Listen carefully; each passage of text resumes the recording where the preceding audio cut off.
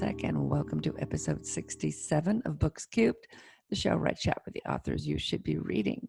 It is Thursday, June 18th, 2020, I think. Let me look.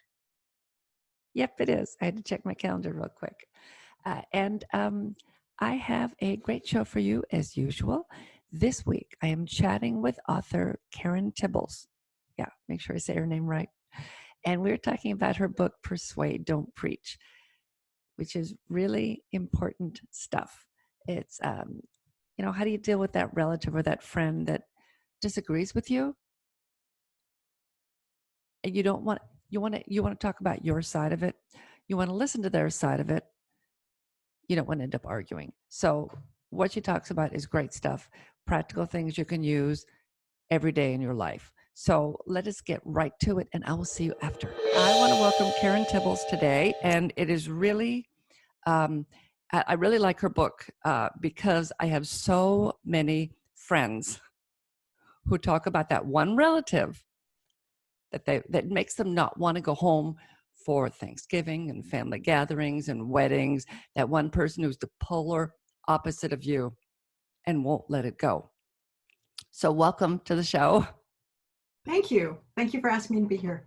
And she's got her book behind her. So if you're watching on video, and then I've got a copy right here, which with these lovely virtual backgrounds, you can't see it. Okay. All I'm doing is screwing up the video. So I'm going to read, the title is Persuade, Don't Preach. So I'm going to read, I'm going to start with Karen's bio real quick, and then I'll read a description of her book. Karen Tibbals is a passionate author and speaker who has spent decades as a marketing researcher studying why people act the way they do. She took a detour from that career for a degree in religion, which transforms how she thinks about life and politics, and led her to create the ethical frames model. I can speak. Karen has written 2 books, Persuade, Don't Preach, and Marketing Landmines. Oh, I should have started with more tea this morning. So in this one, Persuade, Don't Preach, let me just quickly, it's pretty much what you think, but let me read the description real quick. Would you like to have Thanksgiving without yelling at your uncle about politics?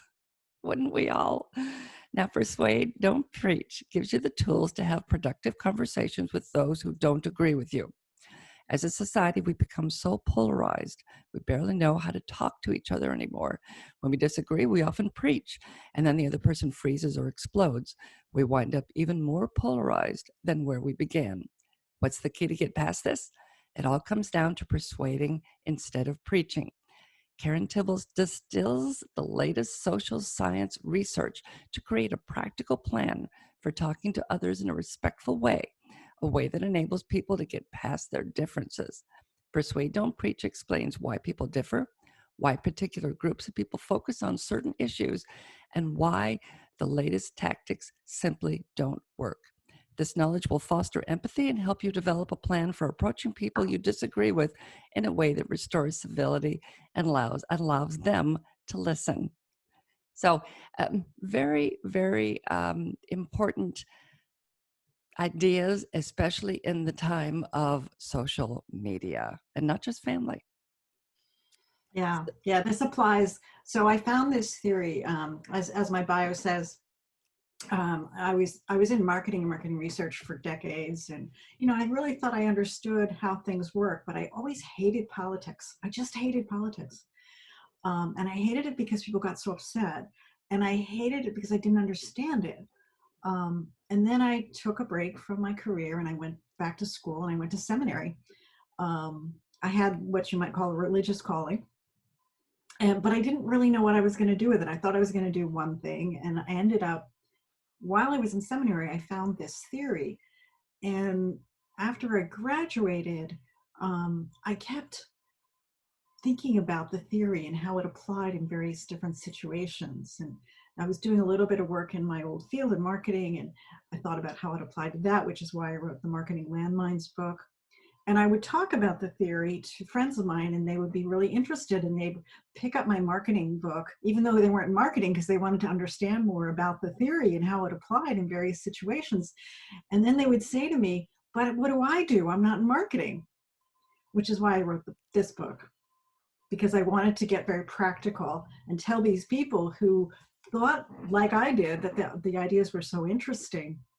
Yeah, and What, so give people just a really quick idea of what this theory right. encompasses. So the basic theory is called moral foundation theory. And it was popularized in a book called The Righteous Mind by Jonathan Haidt. And I always have to think about his name when I say it, because it looks like it's hate, but it's Haidt. And what he says, and he draws on a lot of anthropology and psychology research that comes before him. But in his thesis, he and Jesse Graham, developed this theory that they call moral foundations theory. And what it says is that everybody, all humans, no matter what culture you are, have the same 5 basic values, or he calls them moral foundations. And I rename them into something else, but we won't go there yet. And what he says, the 5 things are that we care for each other, that we think about fairness, that we have respect for authority, we have loyalty to the group, and we have a feeling about sacredness or purity. Well, what leads to conflict between people and between groups is when we have different interpretations of those moral foundations, or we have different importance on the foundations. So we can each have things that we care about, but if they're different things, or if we, for instance, what you might say about what's happening in the world today is a lot of the conflict is between people who have more importance on authority or loyalty to the group, and other people who have more importance on care. And that really explains the divide between liberal and conservative. And when I started thinking about how this applies, I started saying, oh, now I understand why people are so upset. And they don't even understand why they're so upset. You know, they think it's these words that they're using, but it's really the concepts underneath it that really explained it to me. And I started going, oh, and it just changed the way I looked at the world. Totally looked at the world. So if I'm coming to this idea, what are some of the things that I need to keep in mind, or what are some of the things that I need to do to deal with that one person that won't listen to my reason? Okay, so here's the other part. So the criticism that I've heard over and over again of Haidt's book is that they don't know what to do with it once they see it. Okay, and after I went to seminary, I found this other person who has a YouTube video, which I highly recommend. His name is Rob Willer. It's not a YouTube. Yeah, it's a YouTube. It's not. It's a TED Talk. So it's a short 18-minute thing, and it's been viewed millions of times. And his TED Talk is great, but he doesn't really explain the theory. He doesn't really explain it that well. And so what he and a partner by the name of Matt Feinberg did is they developed a technique called moral reframing. So they take Haidt's moral foundation theory and they come up with a way to talk to people who have different set of morals than you do. So once you understand their morals, you can then take your issue, the issue that you care about, and use a moral foundation that's important to the person you're talking to. And you can get them out of the rut. Because the problem is we're in these well-worn ruts. We don't talk to each other. We don't listen. And that's where the preaching of the title comes from. You know, we think we're being very true to our beliefs when we say what we believe, and we are, but we aren't really paying attention to what the other person believes. And we aren't being really respectful. So how do we know what those beliefs are that person holds? And so the big one for me is when people give their opinion versus science. That's the one that makes me nuts.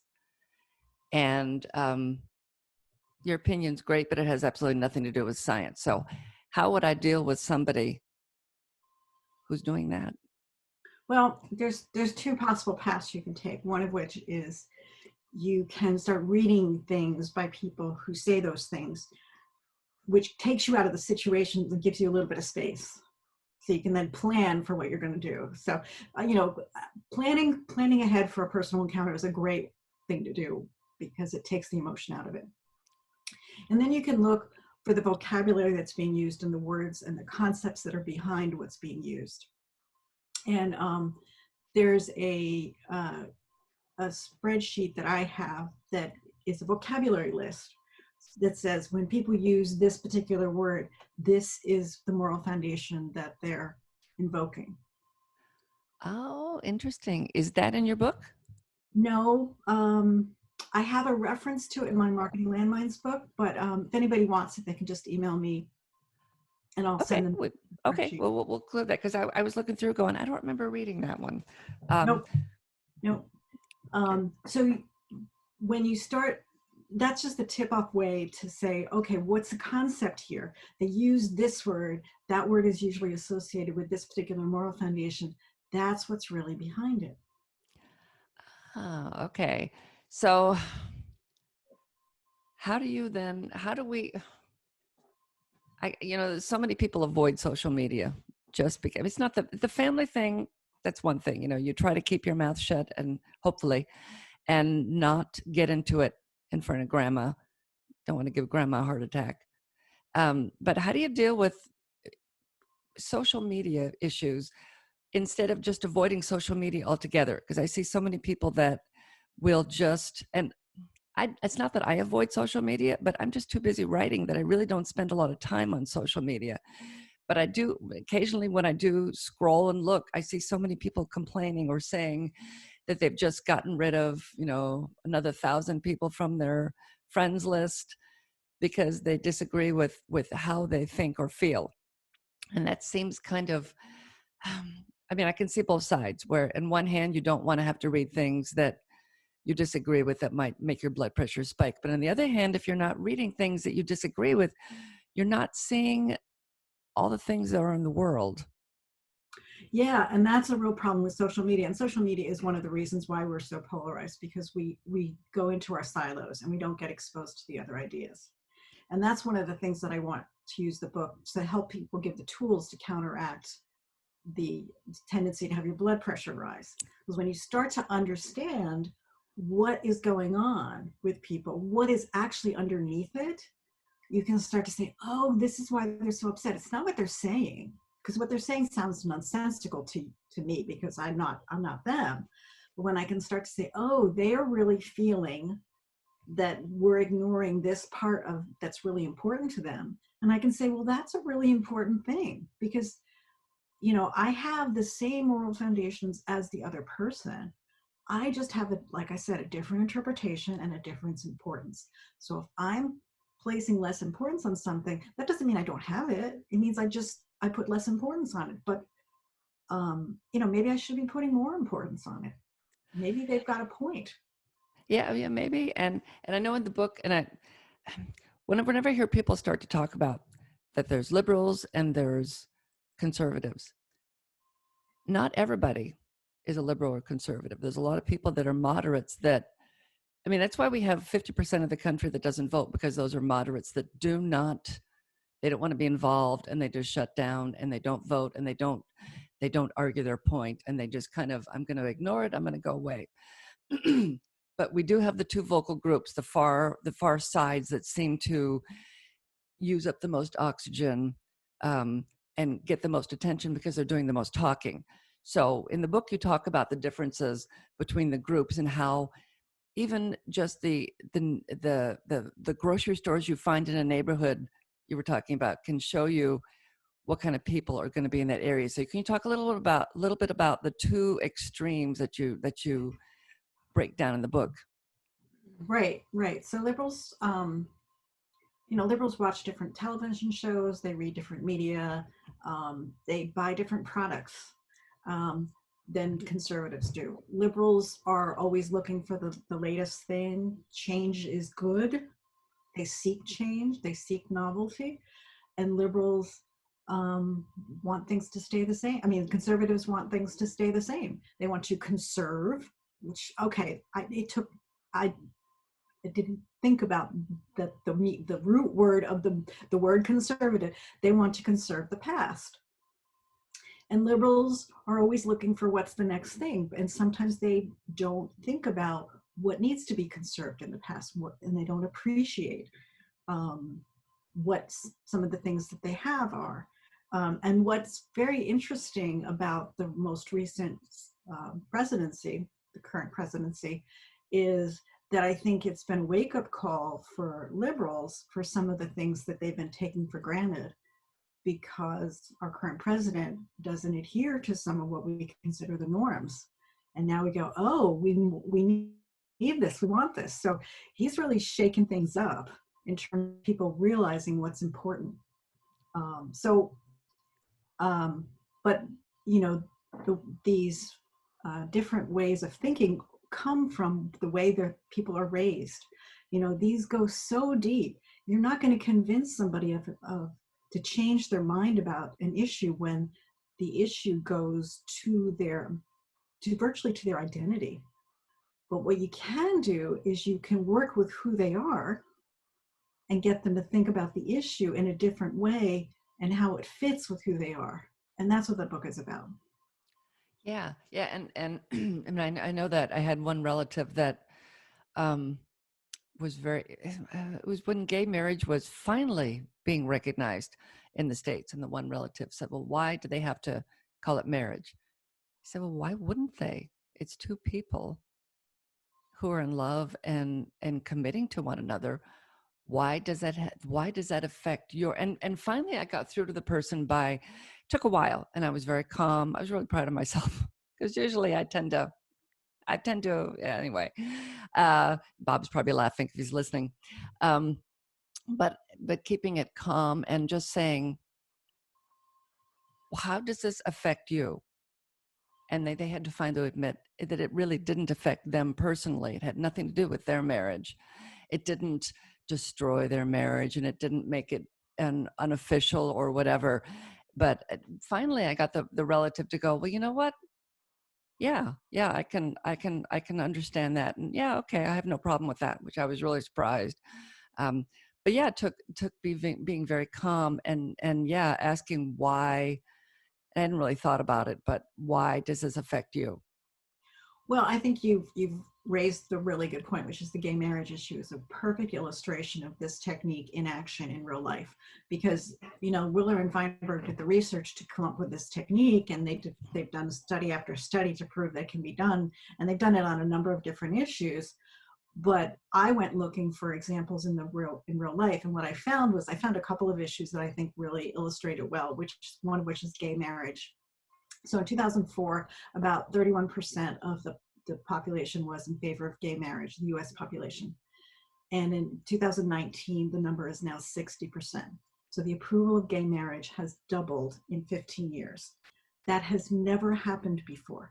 That has never happened before in any other, what they call, civil rights issue. And what I've come to understand is what was done by a grassroots group for gay marriage. And I've talked to somebody who was involved in it, and I've heard about it from other people. What they did specifically was to, at the beginning of that period, they were very unfocused. They had a lot of different issues that they were working on. And of course, AIDS was a major crisis. And, you know, in the AIDS crisis, gay people had no rights with their partner if they were in the hospital and the person was dying. You know, they had no rights. And that's what crystallized things and made them realize that marriage was important.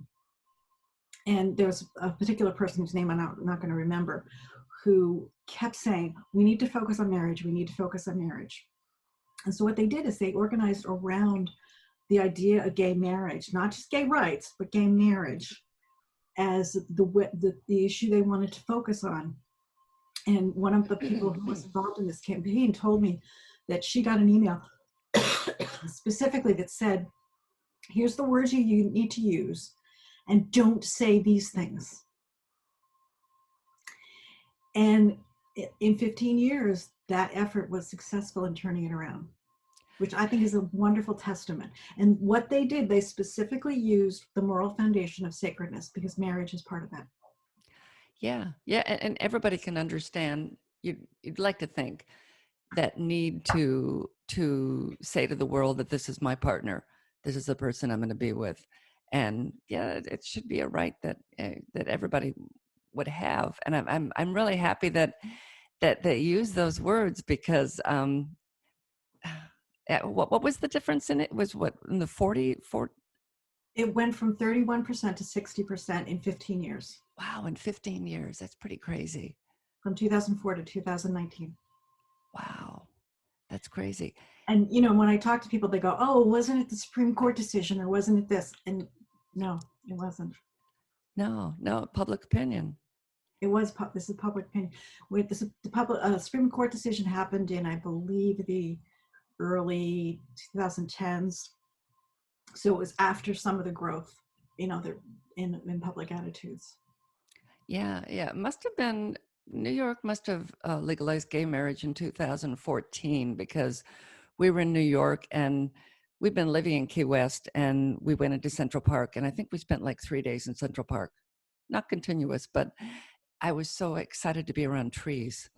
We don't have trees. We don't really have trees in Key West. They're in the water, you know. I mean, they have them on land too, but there was something about the forest and the trees and all that. It was just so wonderful. And every corner we turned, there was I'm going to get choked up thinking about it. There was another wedding. And it was just beautiful. So many couples getting married with just the couple and one or two witnesses.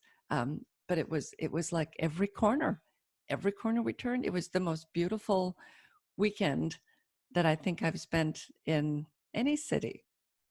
It was just wonderful. That's right. So, and I think now with the Black Lives Matter, I'm about to put out a video, hopefully later this week, which says, you know, we're asking with Black Lives Matter, we're asking, is this time going to be different? And I think the question should be, how can we make this time different?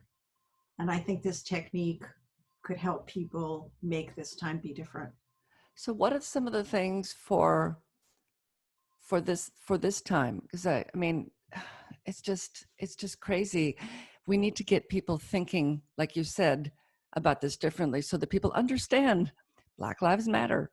What I think can be very powerful, and I go over some of this in the book. I have some of the ideas in the book, and I keep coming up with new ideas. So, but after I wrote the book, I was coming through the Orlando airport, and I found an ad that was in the Orlando airport that had a profile of a Black gentleman who was in the Army.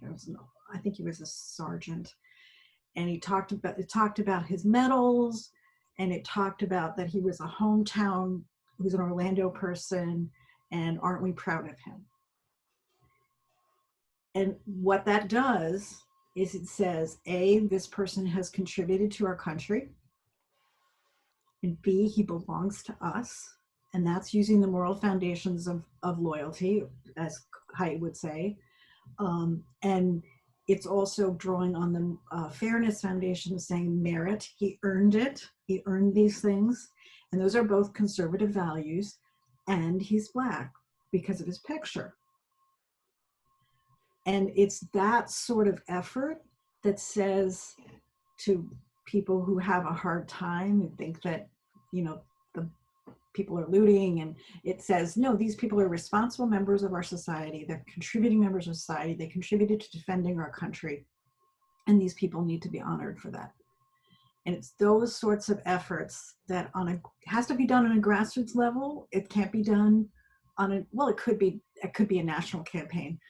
You could do that in every city, but those sorts of efforts are the kinds of things that I think will make a difference, because that's taking a playbook from the gay marriage effort to really focus in that way on what's important to the conservatives, country's important, earning, and that could work.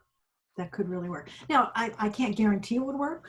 What I would want to do if I was designing this, because I'm a market researcher, I do a number of different options and I test them out, see which one was the most powerful. But I think that one is particularly powerful. Yeah, you're bringing in them. So if I'm understanding, it's bringing them in, showing the people who are, I don't want to group conservatives all together, but the people who don't seem to see Black people as part of our society, bringing them in and helping them understand that they are. And they have important contributions. Yeah. They're, so a liberal is going to be focused more on caring about the person as a person with the higher care, the moral foundation of care and harm. The conservative is going to be more focused on some of the other moral foundations, and loyalty to the group is a big one. So the patriotism would go a long way. Yeah, definitely. So you were marketing. Yes. And then you decided to go back and get, you were older when you went back to get your religious degree. Yes. I have a long career in marketing research. I worked at an advertising agency. I worked at major multinational firms, mostly in pharmaceuticals. I was responsible for the market research to help launch several drugs, which made lots of money for the companies I used to work for. Um, and then at the end, I was leading a team of people to work on neurology drugs and anesthesia drugs. So I got very technical. I don't have a science background, but I learned how to talk to scientists and read scientific literature, and how to help people understand it in a new way, and make it real to people. So I worked in areas such as schizophrenia and high blood pressure and asthma. I worked in a whole bunch of different areas. It was very interesting, and I get bored easy. So this was a good career because I got to learn new stuff. And then I left and went back to seminary and started learning something new, which was also lots of fun. Do you think that having to learn how to speak to scientists maybe help shape some of the theories that you talk about in this book? Well, one of the things I've learned about myself over the past few years is I'm really good at bridging between two different groups of people and seeing things from both standpoints and being able to translate for the other. A friend of mine calls it having skills of interpretation. Yeah, and that's really being able to see things from someone else's point of view is really difficult. Yes. I was going to say for not everybody, but definitely a lot of people, definitely myself in some cases. You try to listen, and then sometimes they'll say something and that completely goes against, and yeah, you can feel that wall building up, and you want to stop the conversation. You want to walk away. Yeah. So what I do in the book is I try to make the book is really written for liberals. I had to make a choice when I wrote the book. It's really written for liberals. And one of my early readers pointed out to me when I'd written the introduction, I had written something about that the book was dedicated to the soldiers who died in the Civil War, and she said, "Do you mean the Confederate soldiers?" I said, "Whoops." So I added in the soldiers who died in the Civil War to free the slaves. Yeah. But it's meant to help liberals be able to see the good parts about conservatives and not to vilify them, and see what's and I think I put the diagram in the book. It was a last minute addition, that we need to separate the people from their values and from the issues. And too often we just lump them all together into one lump. And when somebody says something that we disagree with, we hate the person or we cancel the person. But they're worthwhile people, and many of them, and when you look at the research and what conservatives do, and conservatives are much more likely to be contributing members of their community and to be stalwarts of their local towns and to really help people, and we miss that when we just focus on the things we disagree with. So I tried to make a sympathetic portrait of conservatives for liberals. Did you consider going the other direction? I'm considering it now because what I find is that my conservative friends are saying that they're going to buy the book and give it to their liberal friends. Oh dear. They kind of missed the point. Well, no, but I mean, because they realize it is not oriented towards them. Oh, I see what you mean. Yeah. Yeah. I missed the point. So Yeah. it's fair. It's a fair point.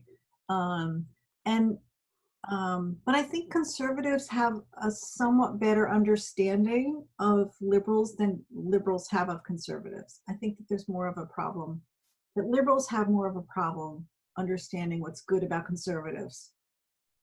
And as I say that, I'm disagreeing with myself because I think, there definitely is a problem that the conservatives, you know, conservatives have, and there's, I don't know if you know this, but psychologists identify like 5 core personality traits for people.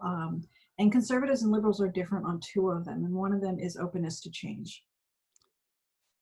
And so conservatives need help in making change. And so that, I think if I was going to write if I was going to write that as my next book, and I'm not sure what my next thing is going to be yet, but it would be how to help conservatives see the point that liberals are making. It's probably a good companion book to it. Mm-hmm. Yeah. Yeah, you could do Persuade, Don't Preach Part 2. Yeah. So you right now, you talked about doing a video. So do you have a video series that you do, you said? Yeah. So I've just started a YouTube channel. And the first video in is the 5 mistakes that liberals make when they try to convince conservatives. And the next one's going to be on Black Lives Matter and let's make this time different. Okay, so we'll, if you're interested in watching, we'll have a link in the show notes. Yeah. And we'll have a link to the book in the show notes also. Of course, I always do that. I also, I'm offering a free introductory webinar to the concepts, which the link is going to be on my book's website, persuadedontpreach.com, without the apostrophe and don't. Okay. The book is available on every major online retailer and all the ebook sites. So, and then I'm also offering a paid. I'm just starting in August a paid webinar that allows people to practice the skills and work it through. My intention pre-pandemic was to do a live workshop for this the end of June, but that has had to be put on hold, obviously. Yeah.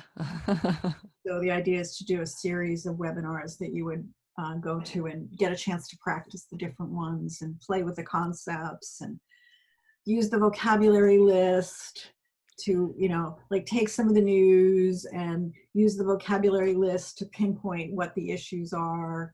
And so you can start to see things and figuring out how you're using the concepts in your life.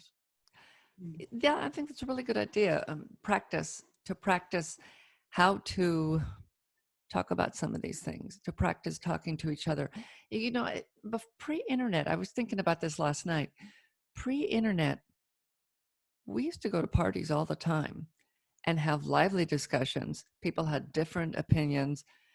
No one ever left threatening to kill somebody. No one ever came back with a gun and shot everybody at the party.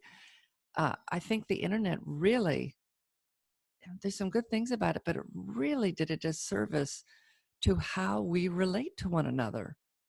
Yeah, it's created more silos.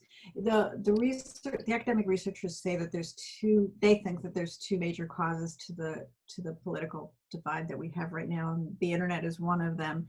And the other is what they call social sorting, Because what used to happen is a small town used to have a factory, and the factory owner used to live in the small town. His kids went to school with the kids of the workers, and they used to go to the same churches, and they used to integrate. And as those businesses got sold to larger companies, and the companies moved to larger cities, people are choosing where to live based on their political beliefs. So that's another, I didn't talk about this, but another indicator of your political beliefs is where you choose to live. And most conservatives live within 15 miles of where they were born. And most liberals have moved away from where they were born. Interesting. Interesting. I hadn't really thought about that.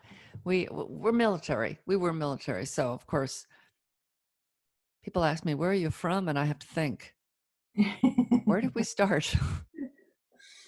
Yeah. Because Well, it's interesting. The military is an exception because the military is more conservative than the population as a whole. And it draws more from the conservative rural population, and it draws more from the minority population. So it's more conservative. And the minority population in general is more conservative from a moral foundation standpoint. There's a difference between politics and so another thing that's been happening over the past more than 15 years, but at least the last 15 years, is that it used to be that politics was divorced from your moral foundations. And what's happened is that now they're aligned. It used to be conservative Democrats and liberal Republicans, and that doesn't happen anymore. It doesn't happen so often. It seems that religion has been brought more into politics. I'm thinking when Jerry Falwell was it with Reagan? What I just found out, actually from someone you know, is that there was, and I also read it in the bestseller book, Untamed by Glennon Doyle. She talks about how during the Reagan years, there was a group of white evangelical leaders who got together who decided that they wanted to make religion more aligned with politics, and they chose the issues of homosexuality and abortion. And that's been a concerted effort since the Reagan years to make that to make religion more political. Yeah, so I was thinking it suddenly it seemed like simpler times, before we had too many. I don't know. I think just the whole internet thing, just in today, that's really what for me, it just seems like, I see TV shows sometimes where they've lost all electricity and they're going back to the when it's just groups across but then they have all kinds of problems with people who want to take over and run everything. And I'm thinking, it's just a bunch of dirt out there. Why are you so? Yeah. And that's what we don't realize, is that things have changed. Life is so much better on so many other levels. I mean, life expectancy, until recently, life expectancy had been going up and up and up for about 3 centuries. And we don't, and our standard of living had gone up for I think it's since the late 1880s, I believe. Our standard of living until 1990 had gone up consistently. So we don't see these long-term trends. Angus Deaton's Nobel Prize winning work has identified this, and it's an important trend to keep in your mind. And again, neither liberals nor conservatives realize this. And being sort of in the middle myself and straddling them, and being interested in economics and all sorts of different kinds of things, I have this broader view that I try to bring to things and help people see a broader picture. Thank you so much for coming on today. Really, really interesting stuff. And I know it's going to help me. I tend to, like I said, I've gotten to where I avoid things now, because I tend to be the person that comes in with strong opinions, and I don't want to hear the wrong opinion. I don't want to hear it, I guess one of the things I'll close with was an Aesop fable, that when I heard this fable, I just laughed out loud because it just seems so perfect for the book. which is the Aesop fable, The Wind and the Sun. And the Wind and the Sun tried to had a contest to see which one was the most powerful. And the wind went first. And the wind blew and blew and blew. And oh, I forgot to say. And the way they were going to decide was which one could get the traveler to take off his cloak. So the wind blew really, really hard. And of course, the traveler just held onto their cloak so tightly and was not going to let it go. They needed it because the wind was blowing. And then the sun's turn came, and the sun shone brightly, and the traveler took off his cloak and laid it down beside him and enjoyed the sun. And I think if you can apply the ideas in this book, you can be like the sun. You can get people to relax, and they can listen to you, and that's a much more powerful way to people. Oh yeah, that's great, great, great advice. And thank you so much for coming on again. You will find all the links to the show notes, and tell everybody once again how they can find you. So the website is Persuade Don't Preach without the apostrophe and don't, persuadedon'tpreach.com. And there's a YouTube channel, the same name. Okay, wonderful. Thank you so much, Karen. Thanks, Karen. I recommend her book. There's a lot of good stuff in there on how to deal with people that you have issues dealing with. So that's it for this time. And as I said, all of the links are in the show notes. Check out her webinars. Check out her books. She has two. She has this one, and she has a book on marketing that's really good also. So check those both out. If you have any comments, leave them in the link in the show notes. If you're listening in the podcast, the link will take you to the YouTube channel, and that's just the easiest place for me to put all the comments together so that I can find them. And just drop down there and click on that link. You will also find me on Instagram under Books Cubed. I think it's books_cubed. And you can contact me there if you've got a book that I need to read or you want to talk about something. Just let me know. Whoops, I was leaning on the keyboard and it was doing weird things. So I took my arm off the keyboard. I think I mentioned Instagram, so we're there. Like I said, if you have a book I need to read, please let me know. If it's your book, that's okay. Let me know what's the name and where can I find it. And that's it for this time. And I will see you next time with another great show. Go read a good book.